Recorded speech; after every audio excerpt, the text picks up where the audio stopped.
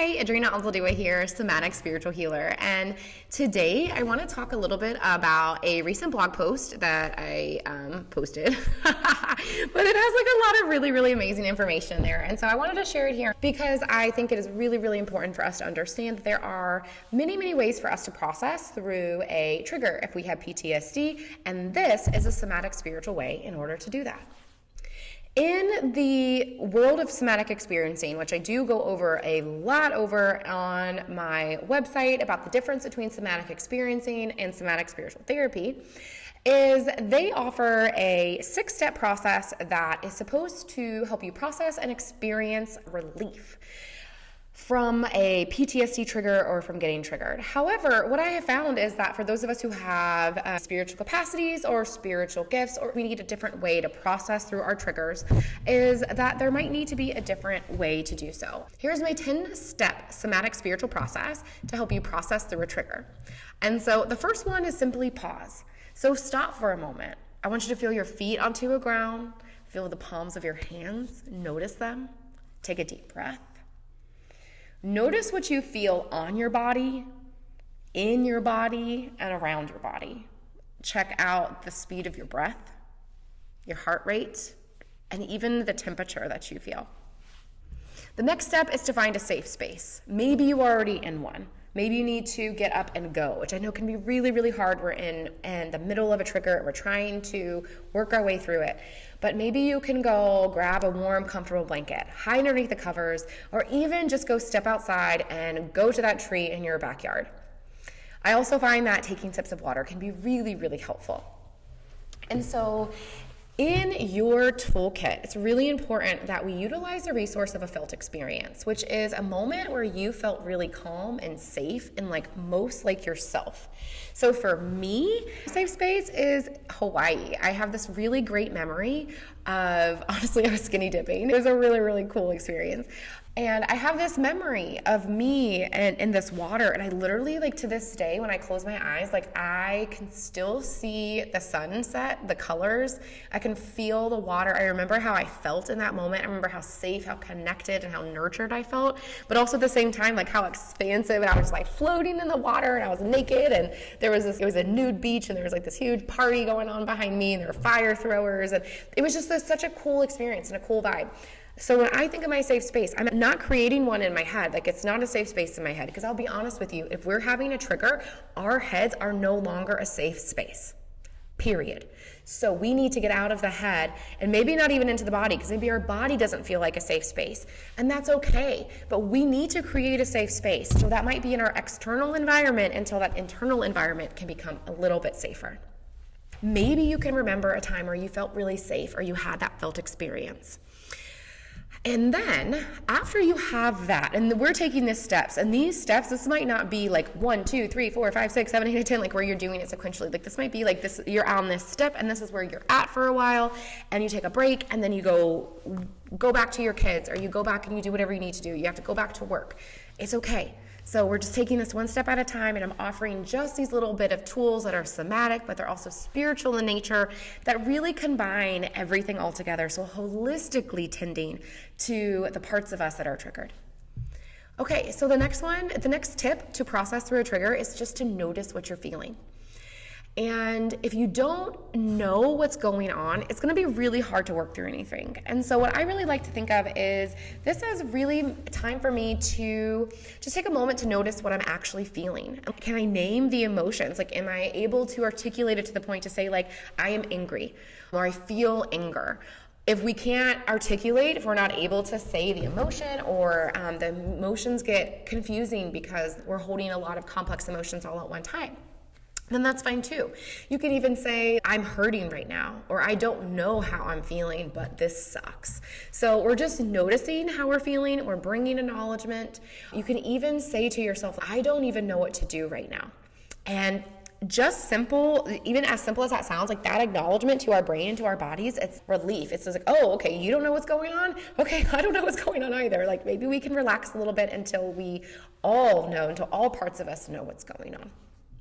The other somatic spiritual healing tool that I have for processing through triggers is to notice where you are feeling it. And so earlier we talked about to notice what you're feeling, and now we're going to take that feeling in a little bit further and understanding where we're feeling it inside of our bodies. Once we know what we're feeling it, even if it's still unidentifiable, even if it's still unknown, we can't name it, we can still work with those feelings and begin to work with them somatically. And so one of the best ways to do this is just to ask your body to show you or to highlight to you where this energy or where this emotion is located and where it might be stored in your body. You might be a very visual person and you're literally seeing things or seeing areas of your body being highlighted or kind of getting lit up. Some of my clients like to do a body scan, and so they're kind of like going through piece by piece and just kind of checking in.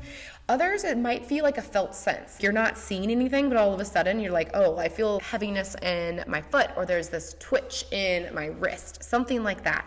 So we're now taking whatever that emotion is and then noticing it. Now we're trying to locate it in the body and notice where it might be located. And it's okay too if you can't notice it or you don't know where it is. Here's the other thing. What if you're experiencing it and you feel it everywhere? Okay, that's okay too.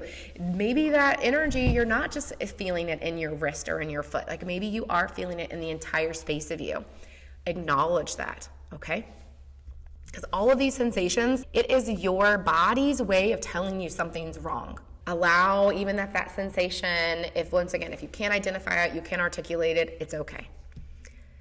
Another way to somatically process through a trigger through what I would consider a spiritual lens, because we are considering all of these spiritual considerations as well as our psychological considerations, is to tune into that energy. So now we have noticed what we're feeling, we have been able to locate it within the body, and now we're tuning into that energy so that way we can gather some more information. And this is going to look kind of like questions. So we're asking, what color are you? Is there a shape associated with it? If not a shape, is there a texture? Does it remind you of anything? If you're coming up blank, another really great way to work around this is if I could see this energy, like if this energy had a shape or if this energy had a color, what would it look like? And oftentimes that can help. If we're not able to tune in on a visual level, I don't want you to get discouraged, because some of us just don't either have a strong capacity or a strong leaning towards visual nature, or sometimes that's not the way that our body is wanting to communicate to us. So then we can also ask questions of like, what would you need to feel safe? This is the question that I ask whenever I'm doing this work for myself, because yes, I still get triggered. Spiritual healing doesn't cure me. Spiritual healing is not going to cure you. It's not going to remove your PTSD. It's not going to remove the trauma. It's not going to erase what happened to you. What it is going to do is to heal the imbalances, to heal the disconnection from that experience. And so that way you are no longer holding on to that anymore. And so I'm saying all of this, and that we need to continue to cultivate tools, even if we have been on the spiritual healing path for a really long time. We need to be able to understand that we are not always going to be feeling our best. And so we need to have tools for those days that we're struggling, for days that we might have triggers, because a lot of times like, those are going to happen like randomly. Like those are happening, they're unexpected. That's why they're a trigger, right? And so whenever these unexpected things happen, like we need to know how to manage them. And so what would happen if we started to approach our feelings and our body much like we would a really, really good friend? And so we can approach our body, and maybe not a really good friend, but maybe just another person, like someone who we're getting to know, like at a dinner table. And it's just like we would want to get to know somebody, is that we can have a conversation with our bodies, we can have a conversation with that energy to discover its needs, its wants, its desires, and also ways that we can support it. And so I want to be clear in that some of this might seem like a little parts work, or for those of you who are familiar with some psychotherapy terms, some internal family systems. And yes, this is a stem off of parts work and stem off of internal family systems. A lot of our modalities, whether it's from psychotherapy, whether it's from spiritual healing or even other avenues, we do get to kind of cross and kind of share a lot of things together. And what I find to be really helpful is that when we're working with these energies, especially when we're working with a trigger, is that we may need to work with this energy multiple times. We may need to ask what it needs several times and in several different ways. And also understanding that we might not be able to reconcile that energy all in that moment, or even if we're doing some sort of like spiritual healing, it might take a little bit more to reconcile what's going on. And that's going to be for like those big traumas, so those big T's, or those really overwhelming experiences that perhaps you didn't have the tools and resources to manage at the time.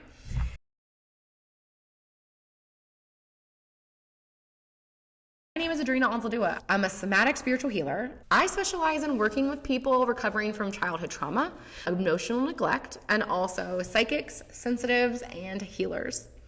I recognize, as a trauma survivor myself, the widespread impact of trauma. I also understand the potential paths for recovery, and I also realize and believe that recovery is possible. If you're looking for some future resources, some free resources, or even for further reading, I do have a whole list of them on my website. Some of them are my own meditations, my own yoga classes from whenever I was a trauma-informed yoga teacher, as well as books that I have found to be pivotal on my healing journey, and especially into the healing journey of somatics, of that body-centered approach.